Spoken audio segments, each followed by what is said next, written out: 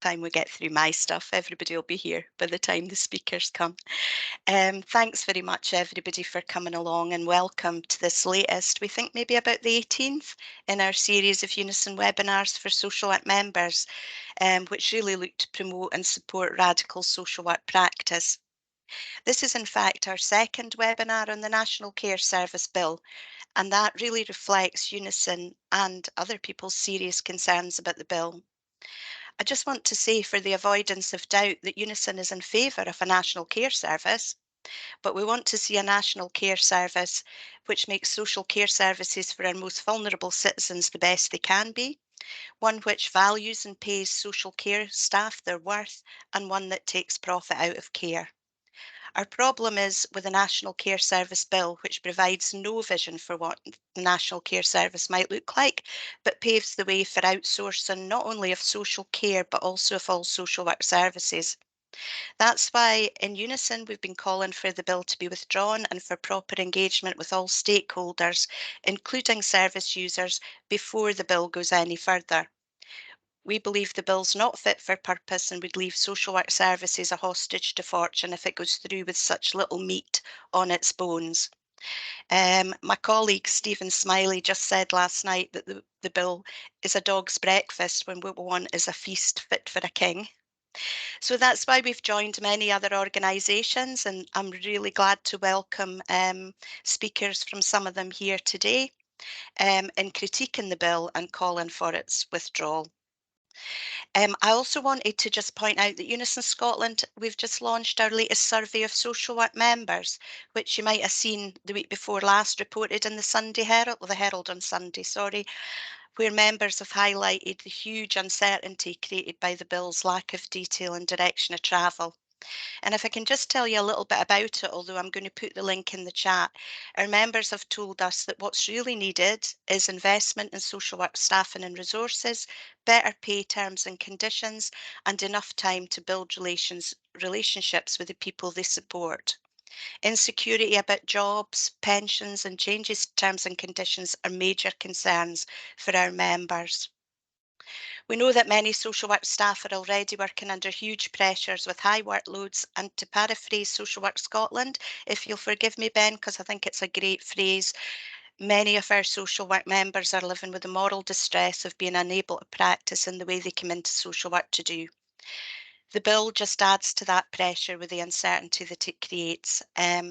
So I will put the link in the chat, and please do download it and have a look. The webinar today, though, will focus primarily on what the National Care Service Bill will mean for social workers and their ability to sustain good social work practice. I'm going to introduce the speakers one at a time. We'll hear from them for about 10 minutes each, and then there will be opportunities to have questions. I've got my lovely assistant, Colin Turbett, is monitoring the chat. So if you have questions as we go along, please put them in there and we'll feed them back at the end. And also we'll invite you to put your cameras on and ask any questions at the end as well. So without further ado, I'm going to call on our first speaker, Simon Watson. Simon is a Unison regional organiser and is our lead on local government pension scheme for Scotland. Simon's going to look specifically at the implications for our members' pensions if the bill is passed. Simon, you're very welcome. Over to you. Many thanks, Kate. And much of what I've got to say is also covered in a briefing which I've just put into the chat, so people have got it there to refer to. I think the National Care Service raises a lot of very serious concerns around what the position around pensions is going to be for staff who are affected by it. The CIPD reiterates previous research that pensions are the most important workplace benefit that workers have, and I think that's no less true from social workers and everybody else. People would have seen the news today. Part of me hopes that perhaps a new First Minister will give the Scottish Government the opportunity to reconsider what they're aiming to do as part of the National Care Service Bill. But I guess, as ever, we hope for the best and plan for the worst. And to be honest, planning for the worst is not far off where pensions may end up with the current proposals in the National Care Service Bill. Ministers say they kept an open mind. No decisions have been taken about transfers of staff in the National Care Service and pensions. They'll look at all options. But they've already said that the gold standard, so-called fair deal, which is applied elsewhere, is not going to be applied to pensions for staff who are affected by the National Care Service. There's staff in a number of different situations, which I'm going to go through.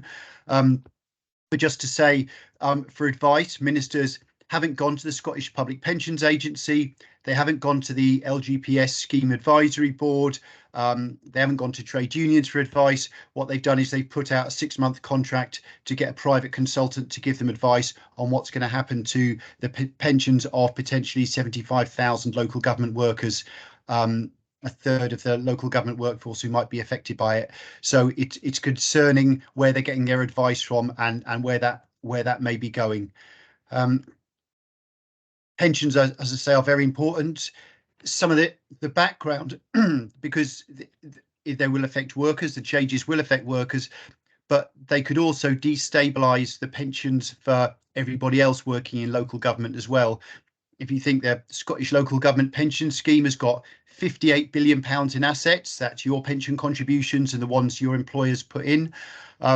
If a third of the workforce are pulled out of that scheme, then in terms of the financial stability of the pension scheme for everybody that's left and what implications it might have on pension contributions for workers, for employers, that then all gets thrown up in the air. What the bill says is that it expects TUPE to apply to the transfer of staff. Now, TUPE basically is in place. It protects terms and conditions for staff transferring from one employer to another, and as such, it's good. It's a little bit considering it stems from European legislation, and we don't know what the UK government is going to do about any retained legislation from Europe. So it's good that it's in there. There is something throwing it up in the air. TUPE doesn't cover pensions at all. However, there is subsequent regulations which give a small smattering of protection, and that if you're in a decent pension scheme, a defined benefit scheme where you know about what you're getting at the end of the day, like the LGPS, then if you get transferred after a TUPE transfer, you will get an inferior pension scheme, but still a pension scheme. You get a defined contribution scheme, so you know what you're paying in. You don't know what you're going to get when you retire, and that will just be a small 6% contribution for you and your employer, and that's way less than you get under the LGPS, and you don't even know what it's going to be when you retire. There is a different situations covering different workers. So for council employees, it's quite concerning. The government could choose to apply what's the Cabinet Office Statement of Practice, which basically means that anyone who's outsourced retains the right to stay in their existing pension scheme. That exists at the moment for local government staff. If you're transferred out, you could still stay in your pension scheme, but they haven't said they're going to apply that. In terms of staff who are working in the third sector, and appreciate most people on this call will be working for councils at the moment, but for your colleagues who are care workers who are working in the third or private sector at the moment who have been transferred out, they were previously protected by Section 52 of the Local Government in Scotland Act 2003. And that meant that, again, individually, they could stay in the LGPS. It also said that their colleagues who they're working alongside could stay in the LGPS, and there shouldn't be a two-tier workforce. But that's also, if we move from local authorities having the responsibility for care to care boards having the responsibility for care, those protections will go because they only apply to local authority contracting. So not only is there a risk to pensions if care boards take over, but in addition, the existing protections will go. There's, as I said, there's also issues around the financial stability of the pension schemes. There's about 250,000 active members of the LGPS in Scotland at the moment, so workers who are paying in. The financial memorandum to the National Care Service Bill says that 75,000 members could be affected by it, who are currently local authority employees, and that's 30% of the contributing membership. So pulling that amount of the membership out may mean, first of all of the investments have to be looked at. There could be high costs because of that. That could mean people's individual pension contributions go up. It could mean that employers have to pay a lot more in, and we know what local authority finance is like at the moment. So even if people don't get transferred out, there could well be an impact on pension contributions for people who don't get transferred out. So it's a fairly difficult situation as far as pensions are concerned. We have been campaigning on this. There's been letters, that model letters that people have been invited to send to MSPs to alert them to this. There's been some words of comfort. We've heard behind the scenes that, oh no, we want everything to be fine. We don't want people to have to pull out of the scheme. Even if that happens, even if individuals could stay in the LGPS, there is quite a high turnover of staff in social care. So people individually could stay in it. If they're changing jobs, would they then be able to stay in it if they change jobs? So there's a whole range of concerns there as to what will happen. The overall social care workforce, the SSSC reckons there's about a 20% turnover each year. That will obviously vary for different occupations. I suspect it's probably higher for social care workers, if you like, in terms of support workers rather than for social workers themselves. But still, there's a reasonably high turnover of the workforce, and therefore new starters may not be allowed to stay into it. If you're going to keep your pensions, if you can have a decent future, we need to fight this, and we need to fight for it to be changed. Thank you very much, Simon. That is a pretty stark range of concerns that you've outlined for us there. And I just want to add that we have tried to get answers to the questions you have posed, and we haven't been able to get those answers. And we have a real sense that it's just not been thought about by the Scottish Government. But we are campaigning, and there's Stephen's put something in the chat about the action that you can take, people here to write to your MSPs, and I think we're going to actually do one specifically on pensions. Thank you, Simon. I'll come back to you at the end with any questions that people have. I'd now like to welcome Cathy Jenkins, who is here speaking on behalf of the Commonweal Care Reform Group. Cathy is the Health and Safety Officer for the Unite Edinburgh not-for-profit trade union branch, which organises care workers in the third sector. Cathy is also Secretary of Scottish Hazards charity, which aims to improve working conditions in Scotland to prevent work-related injury, ill health and death, providing advice, support and representation to non-unionised workers. And UNISON's health and safety works closely with Scottish Hazards, I think I'm right in saying, Cathy. So you're very welcome, and to talk about the National Care Service Bill, and over to you. Thank you. Thank you very much. Irina, could I have the first slide?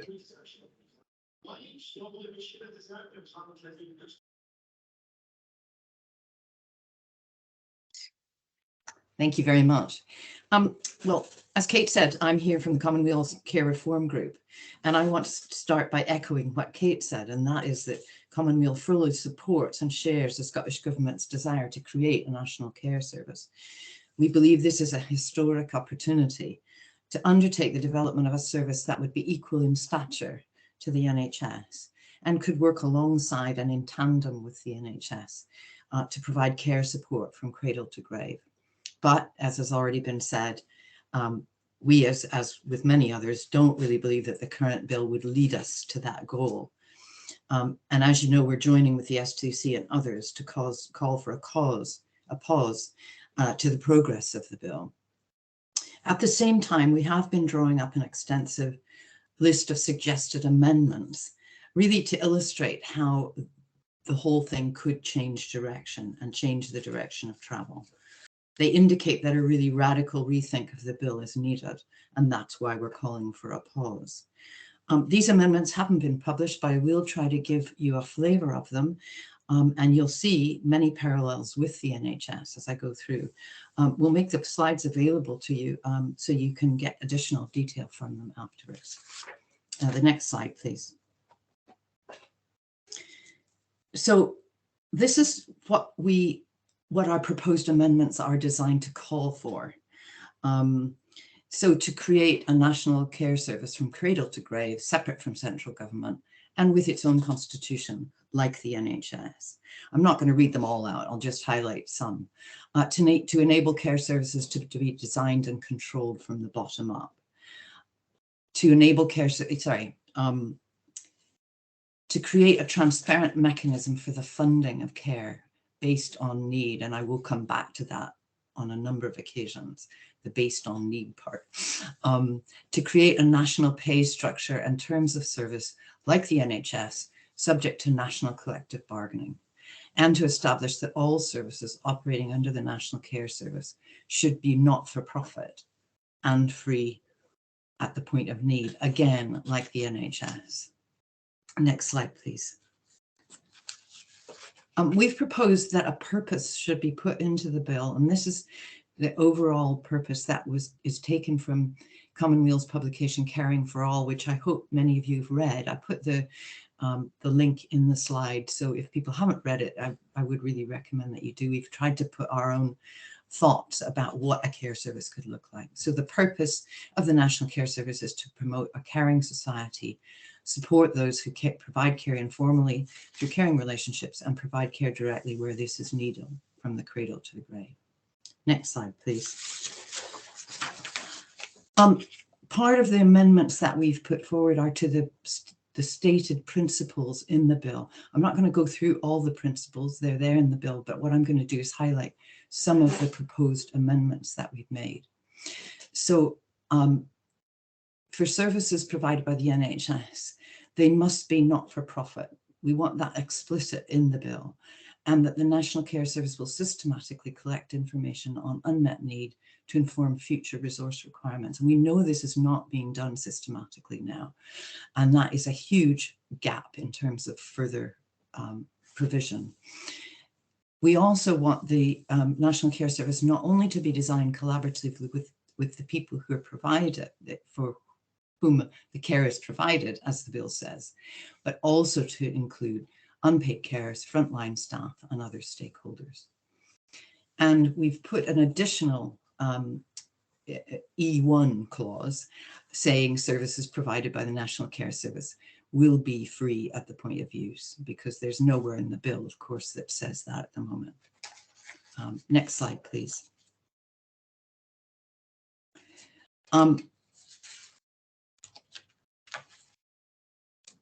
Sorry. And some of the other proposed amendments to the principles are under G, that now the bill at the moment states this, that the National Care Service is to be exemplar in its approach to fair work. But there's nothing in the bill that says how that's going to be brought about. There's nothing that it describes how it will become a fair work employer. So we've added these amendments, which is to say they will establish national terms and conditions, create mechanisms that ensure and support national collective bargaining, again, as in the NHS, and ensure that all staff are appropriately trained. Next slide, please. So those were the principles. The next one I wanted to highlight is the establishment of local care boards. People will know that the bill at the moment says that Scottish ministers will set up local care boards in local authority areas, and they will set them up. They will have the right to appoint members to the local care boards.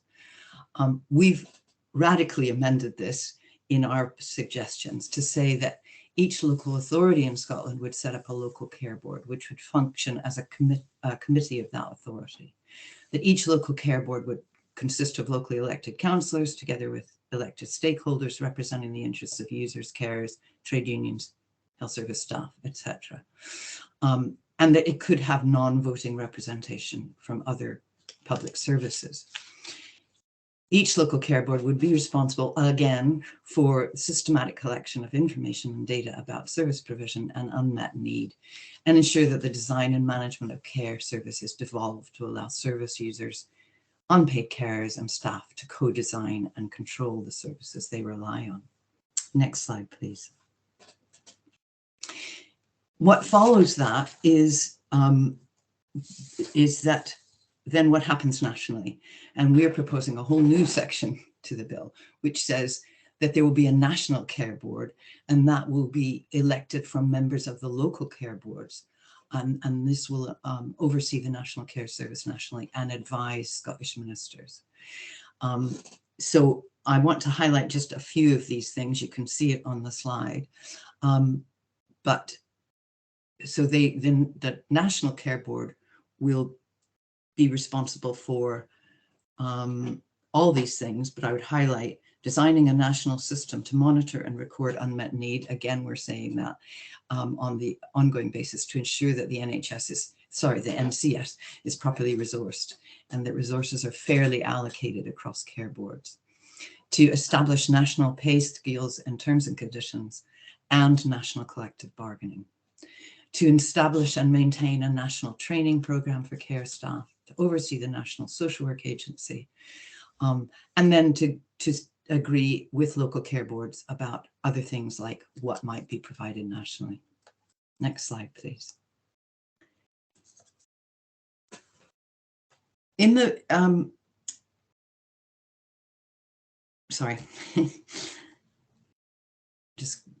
so there are other proposed changes. I'm only going to pick out a few, but one of them obviously is about money. The bill at the moment says Scottish ministers may provide financial assistance to the NCS. We're proposing an amendment that says Scottish ministers will provide financial assistance to the NHS, and that it will do all of these things, but it will be based on National Care Service priorities, information on care needs gathered, as we've talked about, from all over Scotland, cost of providing services, what services and functions are best delivered by local care boards, and what nationally. And the proportion of the budget allocated to local care boards would be distributed according to need and according to the costs of providing services in each area. And this would be based on national pay scales, terms and conditions, etc. So we'd have an even playing field, hopefully, across the board. Next slide, please. Just a few other ones I want to highlight. Under research, we would like to add a new paragraph that says the National Care Service and Scottish ministers must agree a research programme into how to improve the collection of information on unmet need and improve the working conditions of the workforce, including, vitally, the health, safety and welfare of social care staff. And under training, we want to say that the NCS will operate, not may, but will operate a free national training programme, including training prior to commencing work, support for career development, and that a National Care Service board or training special board be established to oversee this. Next slide, please. These are proposals that come out of the scandal of families being separated for long periods of time during the pandemic, which everybody knows about. And it's calling for residents of care homes to have a right to receive visitors, and unless there's an extraordinary situation. And if there is, it lays down limits to that emergency provision of withdrawing visiting rights.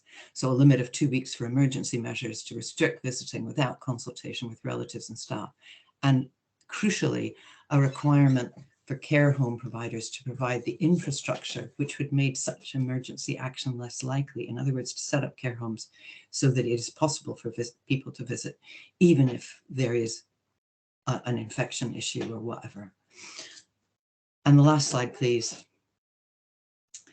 And finally, we are proposing that there be a new social work and care inspectorate that would be established by amalgamating the care inspectorate and the regulatory functions of the Social Care and Social Work Improvement Scotland and of the Scottish Social Services Council. And the main aim of this would be to be the independent regulator of the National Care Service. And I want to just highlight that this proposal brings to, it would be to bring together all of the different agencies in order to avoid what happens now, and I'm sure you all know more about this than I, of things falling through the gaps, and problems either not being identified or being passed from one inspector to the other and not being picked up. So that's one reason for doing it. The second is to obviously make the best use of resources, to have one single inspectorate that would carry out all these functions. And I would highlight what we've said at the bottom, and that would be that the inspectorate should work closely with other regulatory bodies. We've highlighted in particular the Health and Safety Executive, because they have the responsibility for the health and welfare of the staff. Also the Healthcare Improvement Scotland regarding health of staff and users of services, but there will be other regulators that should be included in this. And again, really close working there would hopefully avoid things falling through the gaps and also would make the best use of resources. I'm sorry I whizzed through that, but you will get the slides, and I hope that's kind of giving you a flavor of what we're proposing. Thanks very much, Kathy. That's given a lot of food for thought, actually. I mean, there's obviously a question mark about whether the bill can be made into a feast fit for king, but yeah, that's really helpful suggestions about the way forward that we'll have to kind of look at. So thank you so much for taking us through that. I'm now going to move on to our final speaker for this webinar, who is Ben Ferrugia. Is that how you say it, Ben? Ben Ferrugia. Perfect, Kate. Director of Social Work Scotland, which was previously, I think I'm right in saying, the Association of Directors of Social Work. Spot on. And is the Professional Association for Scotland's Senior Social Workers. So Ben, over to you. You're welcome. Thank you so much, Kate, and colleagues, thank you so much for inviting me to be with you today. I'm going to, Irina, if it's okay, I'm going to put up my presentation. So I hope you can all see this. Kate, keep me right. Can everyone see that? Can you see that, Kate? Brilliant. Yes, we can see it. Thanks. Thank you. So colleagues, Kate's already introduced me, but in my travels, I do appreciate actually there's still a good proportion of people don't have much interaction with Social Work Scotland. So just including that slide for you to see it there. As Kate rightly said, ADSW has changed its name in 2015 with a significant reform and significantly changed its membership criteria, so a much broader base of membership than the predecessor organization, but still essentially representing the leadership of the profession as defined as those with sort of management and budget holding responsibilities in the social work profession.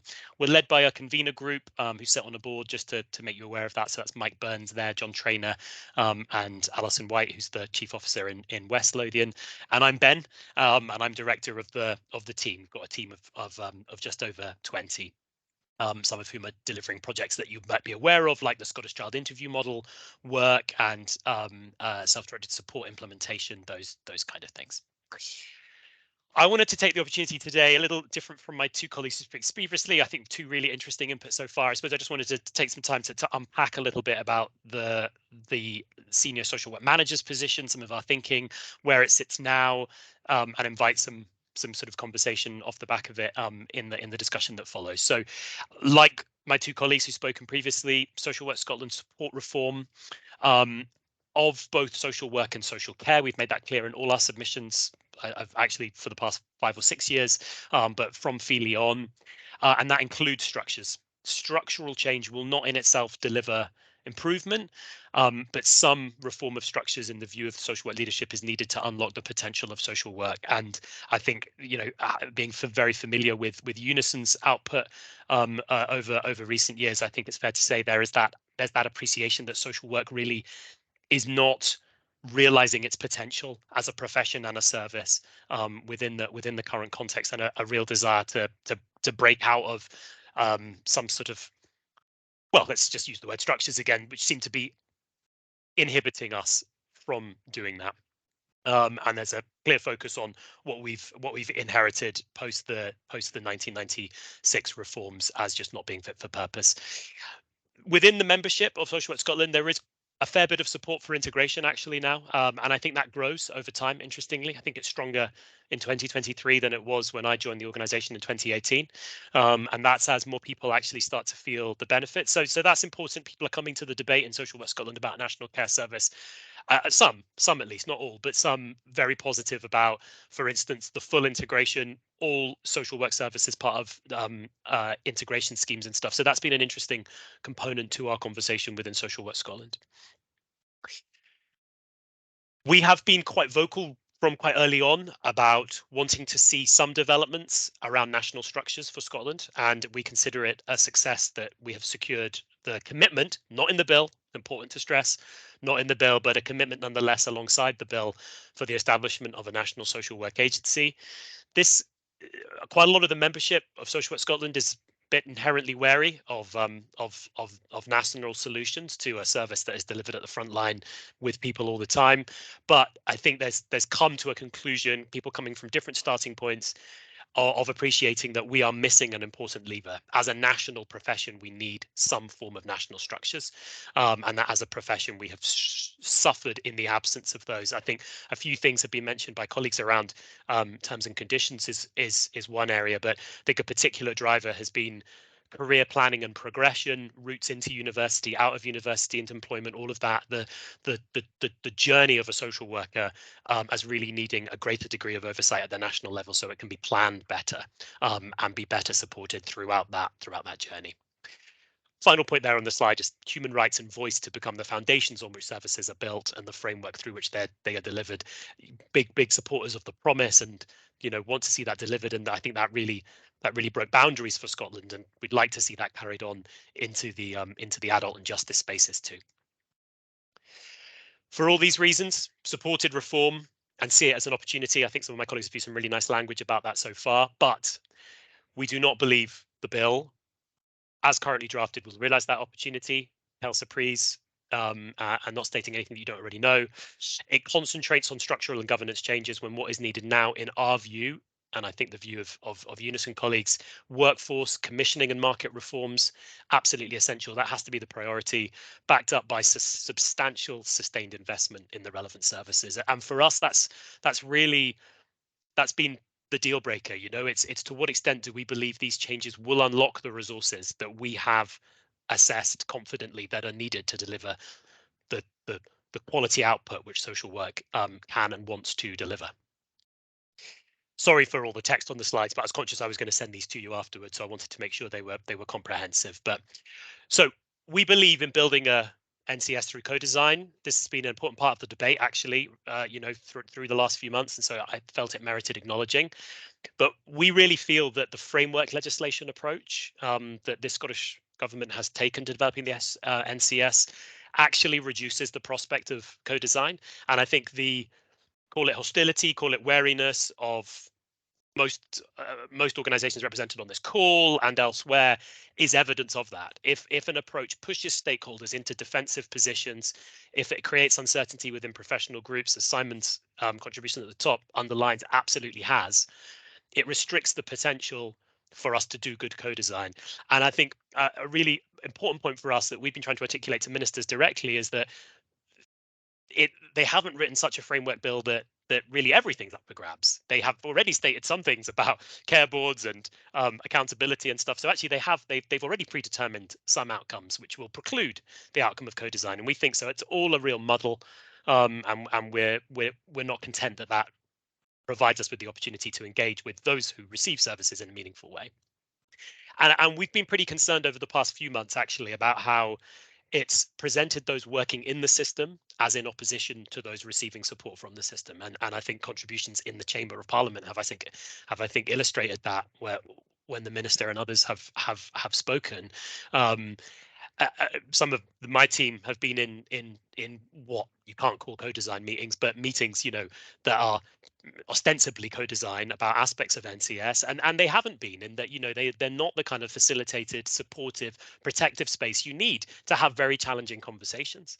And I know and believe that is possible to do that if we spend the time and approach this correctly. Doing the co-design first is also important in respect to the public finances. Almost all of the cost estimates provided around the bill so far are for organisational expenses in setting up the National Care Service, totaling up to about 500 million by 2026-27. None of that expenditure would really expand the volume of services and support available to people, or deal with the current crisis in social care. And it's been well documented by people more articulate than me that this is money that we could spend now to address the problems that we are facing, that many of you are facing in your current services. And the idea that we would spend this on the creation of new structures when we have such a crisis just feels like the wrong prioritization. Even if we can agree that new structures would, over a medium to longer term, improve things, I still think that's a I'm still not convinced that it's the best use of the money at this time.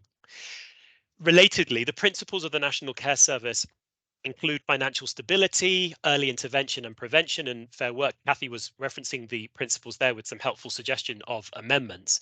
But even without any amendments, those ones all come with a cost, and there is no costing for those things in the bill. They are significant things, actually.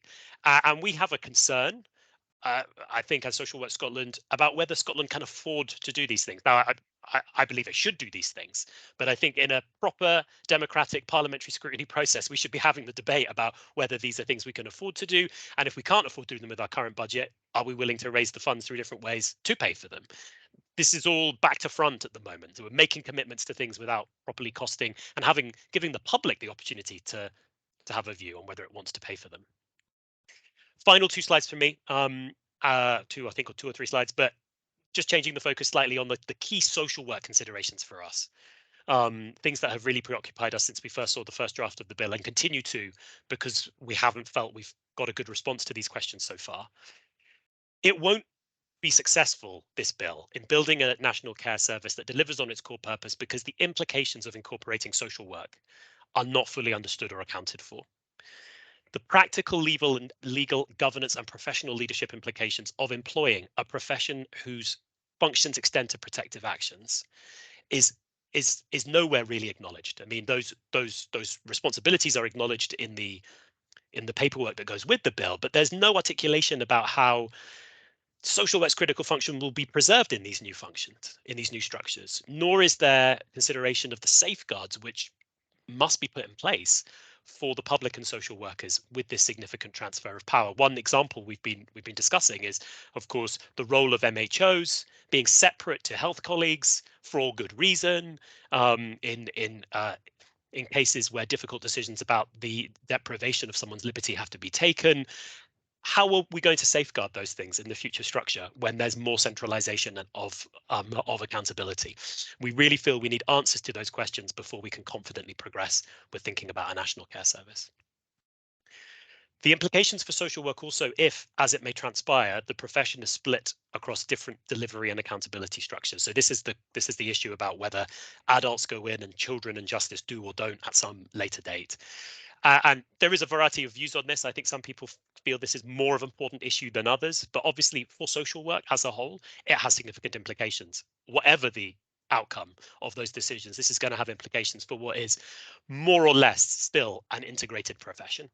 But we are talking about, if we take this over a 10-year timeframe ahead, possibly one where we have 3 distinct professions operating in 3 quite distinct realms with 3 different university degree courses that cater to those 3 areas. That might be a future that some people think is beneficial, but I think we need to have that debate openly and transparently. This moves us more in the direction of that being the reality. And we have, if that's a reality we want, we have to walk into that with our eyes open. And finally, the bill, and actually the paperwork that goes with it, is silent on social work leadership, and you can appreciate this would be important to my membership. And this is despite the fact that existing legislation places numerous specific and unique responsibilities on a number of professional social work roles, in particular the Chief Social Work Officer. And the answer we've had so far, which is I suppose not unreasonable, is to say all of those responsibilities will just transfer into the new structure. But of course the new structure is brand new, untested, whereas the structure we're working in now is, at least in most of its sense, 50, 60 years old. So we've tried and tested it. And it's concerning that there's a sort of confidence about all of this working in the future. So that's all from me, Kate. I'm sorry, I hope I didn't run over too long. I wasn't checking my time, but thank you very much for listening. Thank you very much, Ben. I was checking your time. Don't worry, you were Thank you. spot on.